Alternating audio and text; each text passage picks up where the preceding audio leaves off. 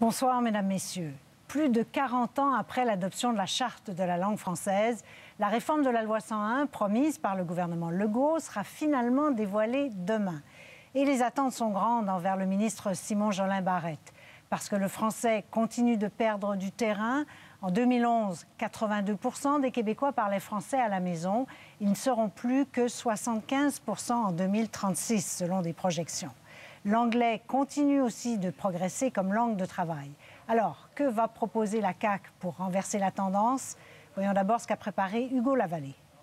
L'usage de notre langue commune accuse des reculs inquiétants. Depuis des mois, le gouvernement nourrit les attentes encore. Nous agirons. Et encore. Il faut corriger la situation et on va corriger la situation. L'heure de vérité approche finalement. Déjà, quelques indices ont filtré.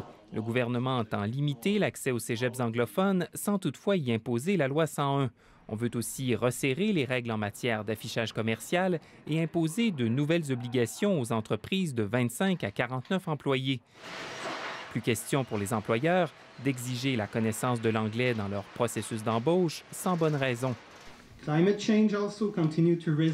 Les municipalités bilingues sont aussi dans la mire, tout comme les ministères et autres organismes gouvernementaux. On évoque la création d'un poste de commissaire à la langue française qui agirait comme chien de garde indépendant.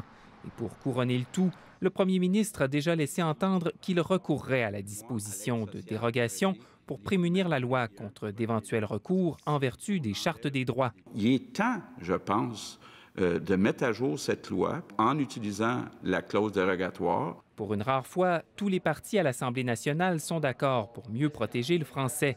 Mais de report en report, les députés restent dans l'expectative.